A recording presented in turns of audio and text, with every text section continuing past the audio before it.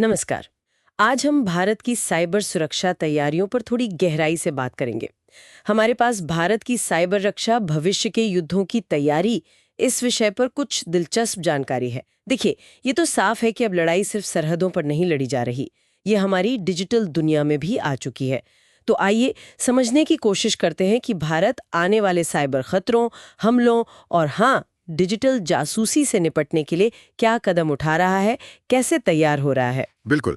और जब हम साइबर रक्षा की बात करते हैं ना, तो ये सिर्फ कोई सरकारी वेबसाइट बचाना भर नहीं है। इसका मतलब है देश का पूरा डिजिटल इंफ्रास्ट्रक्चर।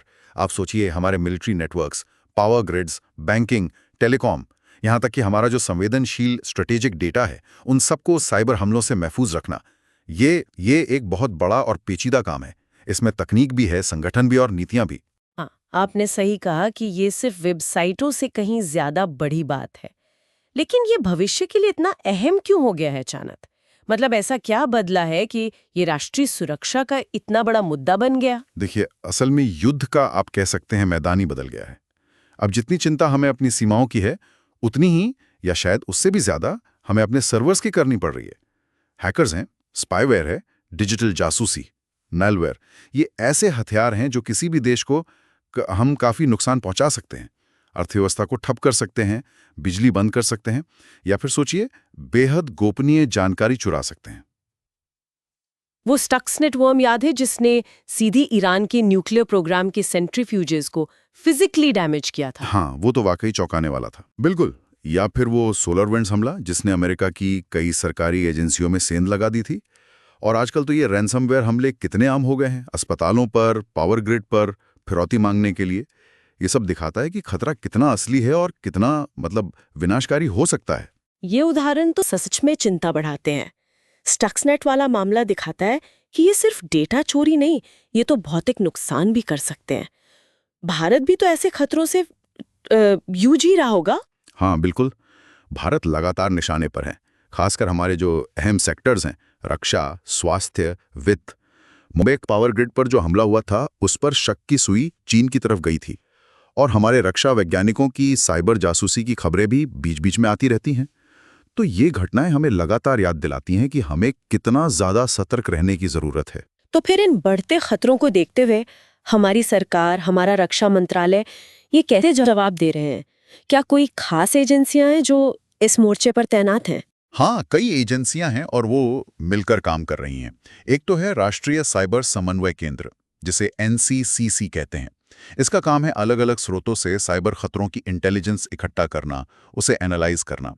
फिर है सर्टिन, यानी भारतीय कंप्यूटर इमरजेंसी रिस्पांस टीम। ये साइबर हमलों के वक्त फौरन एक्शन लेती है, एडवाइजरी जारी करती है। और हाँ, रक्षा मंत्रालय के तहत एक dedicated defence cyber agency DCA भी बनाई गई है। अच्छा, DCA ये खास तौर पर सेना के लिए है। जी हाँ, ये खास तौर पर मिलिट्री साइबर सिक्योरिटी पर फोकस करती है। और ये सब मिलकर काम करते हैं DRDO, NTRO और हमारी तीनों सेनाओं के साथ। हमारी नेशनल साइबर सिक्योरिटी पॉलिसी को भी लगातार अपडेट किया जा रहा है।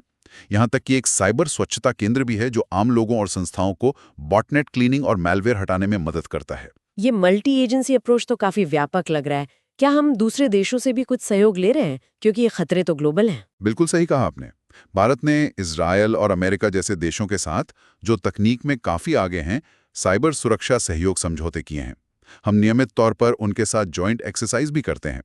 इससे एक दूसरे के अनुभवों से सीखने को मिलता है, बेहतर रणनीति बनाने में मदद मिलती है। आपने एजेंसियों और अंतर्राष्ट्रीय सहयोग की बात की, लेकिन तकनीक तो बहुत तेजी से बदल रही है। क्या हमारी तैयारियों में आर्टिफिशियल इंटेलिजेंस, AI या ब्लॉकचेन जैसी नई तकनीकों का भी इस्तेमाल हो रहा है? हाँ हाँ, तकनीक तो इस लड़ाई का एक बहुत अहम हिस्सा है। खतरों का पहले से पता लगाने के लिए, उन्हें नाकाम करने के लिए AI और मशीन लर्निंग का इस्तेमाल बढ़ रहा है। ये सिस्टम्स बहुत बड़े डेटा सेट्स को एनालाइज करके संदिग्ध पैटर्न पकड़ सकते हैं। सुरक्षित कम्युनिकेशन के लिए, जिससे छेड़छाड़ न हो सके, ब्लॉकचेन तकनीक के इस्तेमाल पर भी विचार चल रहा है। और साथ ही आत्मनिर्भरता पर भी जोर है। स्वदेशी साइबर उपकरण, antivirus platforms, military grade firewall, ये सब बनाने पर फोकस है। स्वदेशी तकनीक पर जोर, ये दिलचस्प है। क्या इसमें प्राइवेट सेक्टर की भी कोई भूमिका है, स्टार्टअप्स वगैरह? हाँ, बिल्कुल है। और ये भूमिका लगातार बढ़ भी रही है। लुसिडियस है, टैक्स सिक्योरिटी है, ऐसी कई भारतीय कंपनियां हैं जो अब इसरो और डीआरडीओ जैसे बड़े संगठनों के साथ मिलकर नए साइबर सुरक्षा समाधान बना रही हैं। ये पब्लिक प्राइवेट पार्टनरशिप बहुत जरूरी है इस फील्ड में। ये सब सुनकर तो लगता है कि हाँ, काफी कुछ हो रहा है, लेकिन आगे देखें तो सबसे बड़ी चुनौतियां क्या हैं जिनसे भारत को निपटना होगा? चुनौतियां कम नहीं हैं और वो बदलती भी रहती हैं। एक तो है स्टेट स्पॉन्सर्ड साइबर जासूसी, मतलब दूसरे देश हमारी जासूसी करने के लिए संगठित तौर पर साइबर हमले करते हैं।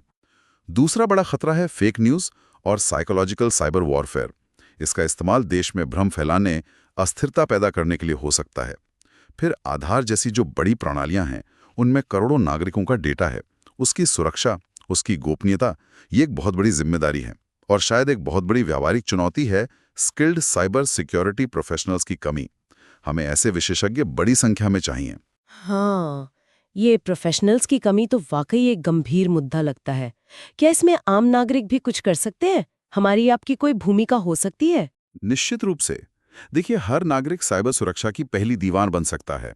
अच्छी साइबर हाइजीन अपनाकर, मतलब मजबूत पासवर्ड रखना, अनजान लिंक्स पर क्लिक ना करना, सॉफ्टवेयर अपडेट रखना, ये छोटी छोटी बातें हैं। फिशिंग स्कैम्स और फेक न्यूज़ के बारे में जागरूक रहकर, और अगर कोई भी संदिग्ध ऑनलाइन गतिविधि दिखे तो उसकी सूचना सर्ट इन को देकर, हमारी छोटी छोटी सावधानियां मिलकर बड़ा फर्क ला सकती हैं। तो कुल मिलाकर भारत के लिए साइबर सुरक्षा एक ऐसा मोर्चा है जो लगातार विकसित हो रहा है।